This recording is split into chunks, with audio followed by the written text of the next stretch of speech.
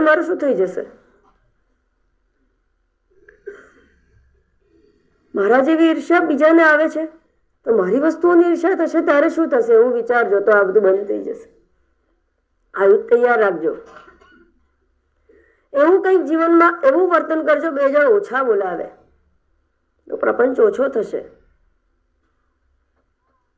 પ્રપંચને welcome ન કરો, પણ પ્રપંચ ભાઈ અમારી તો ઈચ્છા નહોતી પણ આ તો આવી જ જાય છે, વાતો થઈ જ જાય છે, મારાથી જોવાઈ જ જાય છે, મારાથી સંભળાઈ જ જાય છે. આયુધ તૈયાર નથી એટલે કેમ જોવાઈ જાય, સમજાઈ જાય? ભગવાન સુખદેવજીને કે વેદ વ્યાસજી જયારે વિચરણ કરતા હોય તો લોકમાં પણ જાય છે ને, ભિક્ષા લેવા તો ઘરે ઘરે જતા જ હશે. સુખદેવજી કઈ જાતના, કઈ કુળના, ક્યાં જન્મ્યા, કેટલું તમારું પૂછી શકાય? તાકાત છે સુખદેવજીને પૂછવાની? પ્રભાવ જ એવો હોય કે પૂછી ના શકે. અમારી સાથે ઘણી વાર એવું થતું હોય, અમને પ્રશ્ન કરે, આમ તો તમને કઈ પૂછાય નહીં એટલે તને ખબર છે કે પૂછાય નહીં તો શા માટે પૂછે છે? ધન્ય છે આ ઘટકો પરની ધરતી, હજી સુધી કોઈએ આવું પૂછ્યું નથી, એટલું સારું છે. આ ભગવતજીનો પ્રભાવ આવો જ રે. પરમાત્મા આવા જ આશીર્વાદ આપે આપણને. ક્યાં ના શું આ પ્રપંચને ઘૂસવા નહીં રહેતા. વાત આપણી ક્યાંથી નીકળી હતી? ભક્ત વત્સલતા પરમાત્માની, બેન સુભદ્રાજી માટેની બધાનું ધ્યાન રાખતા હતા. એટલું શીખીએ તો એ બહુ છે. અને પેલી વાત ભૂલતા નહીં કે કોઈ આપણું કંઈ ભૂલી ગયું હોય તો એને યાદ ના દેવડાવતા. જો કોઈ આપણું કંઈ ભૂલી ગયું હોય કે અનર્થ કર્યો હોય, સુદામાજી ભૂલી ગયા, આપ્યું નહીં, ખોટું કર્યું અને યાદ નહીં દેવડાવવાનું, તો આપેલું તો યાદ દેવડાવાય જ નહીં. મેં તને આ આપ્યું, મેં તને આ આપ્યું, મેં તને આ આપ્યું, એ તો કહેવાય જ નહીં. જો કોઈએ આપણને ન આપેલું યાદ ન દેવડાવાય તો મેં તને આપેલું એ તો યાદ દેવડાવાય જ નહીં.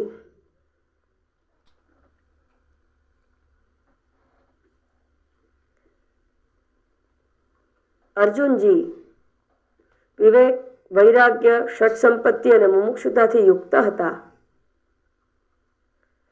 જે કોઈ આનાથી યુક્ત થઈ જશે એની સૂક્ષ્મ બુદ્ધિ, એની પ્રજ્ઞાની વ્યવસ્થા પરમાત્મા કરશે. મારે આટલું જ કહેવું, બીજું કંઈ નહીં. જે આ લીલા દ્રષ્ટાંત દ્વારા સમજવાનું છે.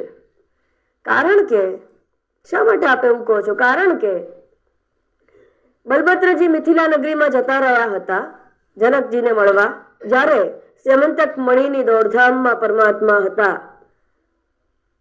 અને ત્યાં ઘણું રોકાય છે, ઘણા વર્ષો.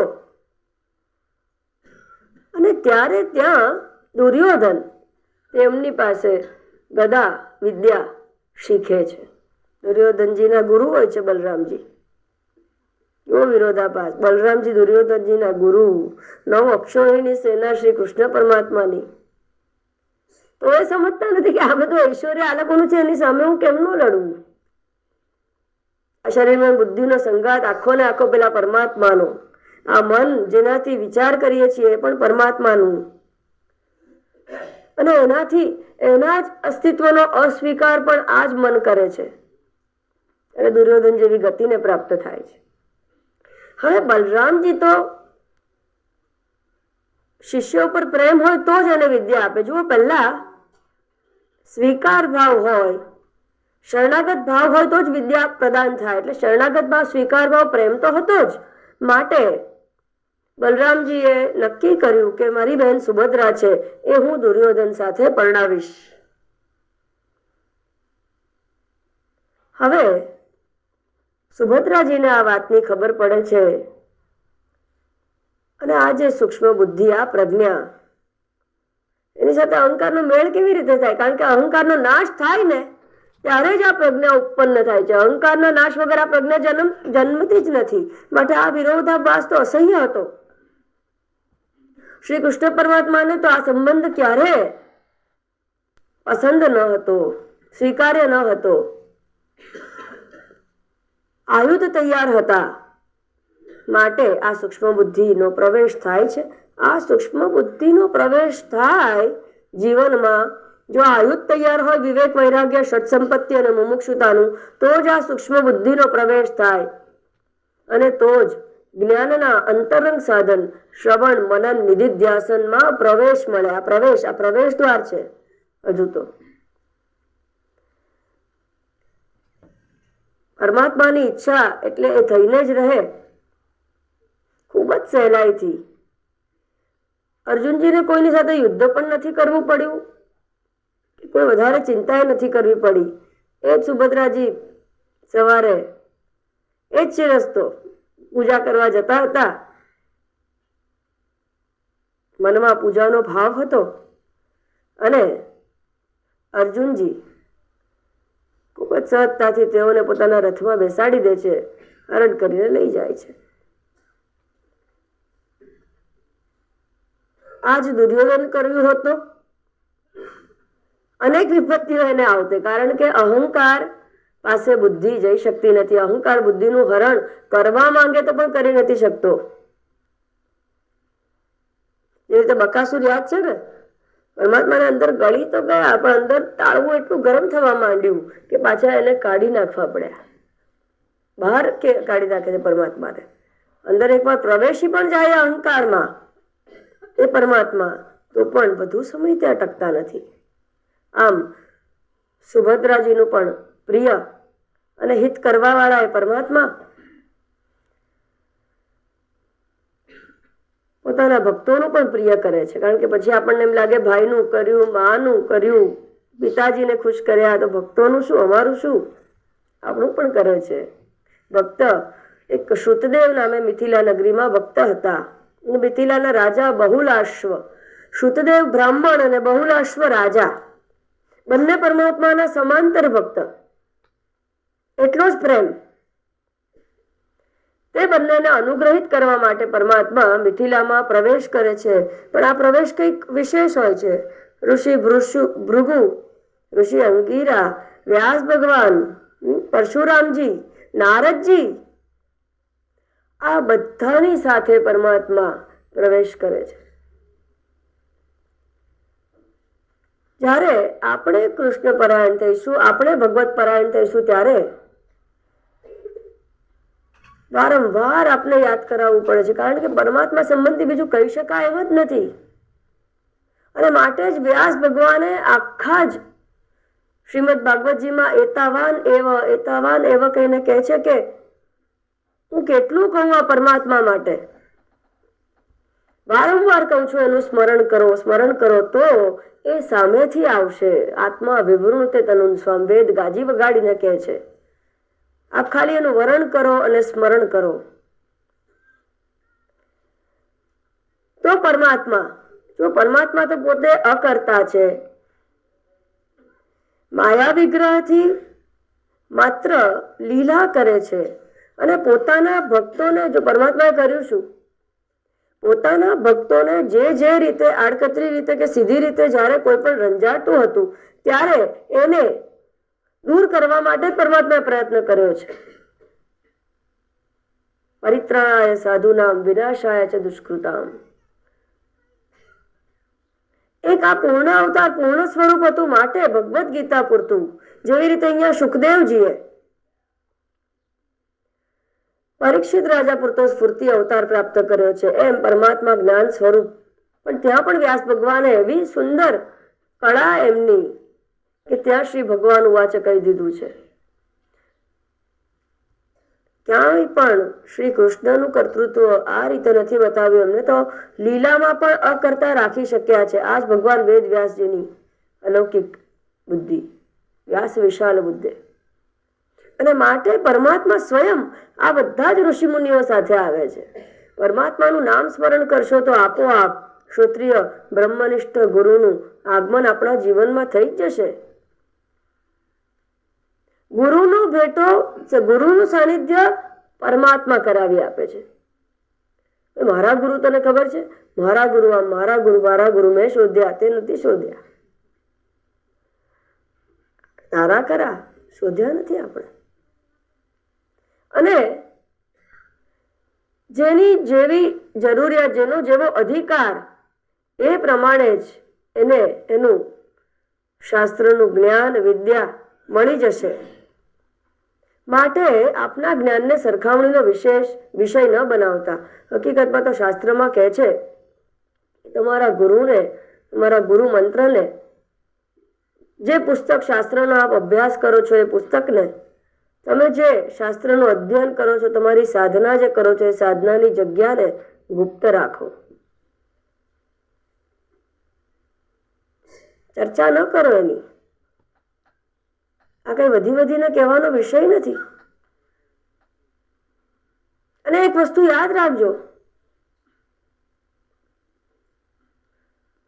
કોઈ સામાન્ય કોઈ દરેક જણમાં પરમાત્મા છે, પણ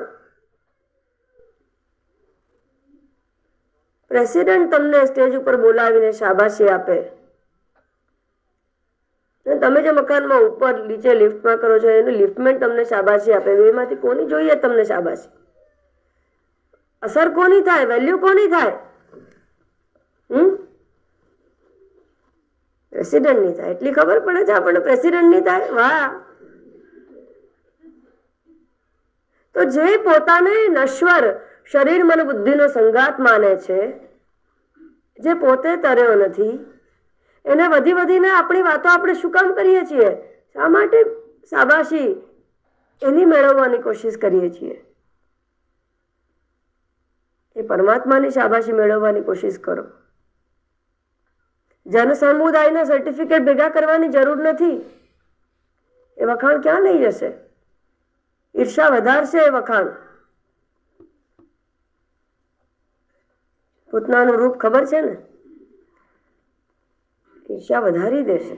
માટે આ બધી વાતોને બીજું કઈ નહીં, ગુપ્ત રાખજો. પોતે પહેલા તરી જાઓ. પરમાત્મા પોતે પ્રવેશ કરે છે આ બધા ઋષિ મુનિઓ સાથે. અને વ્યાસજીએ વર્ણવ્યું છે, જેનું સુખદેવજી ભગવાન વર્ણન કરે છે કે શ્રુતદેવજીએ અને રાજા બહુલાશ્વ બંને એ પરમાત્માનો અને બધા ઋષિ મુનિઓનો એક સરખો સત્કાર કરે છે. પાદ પૂજા, પ્રક્ષાલન, બધું પરકર, પણ બધું જ યથાયોગ્ય રીતે. અને પરમાત્મા ના દર્શનથી એટલા ગદગદિત થઈ જાય છે અને પરમાત્માને કહે છે કે હે પરમાત્મા, આપ અમારા ઘરે પધારીને, શ્રુતદેવ કહે છે મારા આંગણે આવો, રાજા કહે છે કે મારા મહેલમાં આવો. અને એવું બને છે કે એક જ સમયે આ પરમાત્મા, શ્રી કૃષ્ણ પરમાત્મા, બલદેવજી અને આ ઋષિ મુનિઓ એક જ સમયે શ્રુતદેવજી બ્રાહ્મણને ત્યાં પણ જાય છે અને બહુલાશ્વને ત્યાં પણ જાય છે. આ પરમાત્માનું શું બતાવે છે? એક જ ગામમાં એક જ સમયે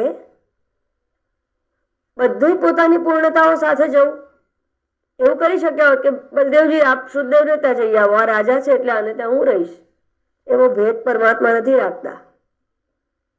એવું પણ નથી કરતા કે આને ત્યાં પહેલા રાજાને ત્યાં જઈએ કારણ કે મોટો કહેવાય, પછી બ્રાહ્મણને ત્યાં, કાં તો બ્રાહ્મણ પહેલા મોટા પૂજ્ય છે માટે પહેલા બ્રાહ્મણને ત્યાં પછી રાજાને ત્યાં. એ ભેદ પણ નથી.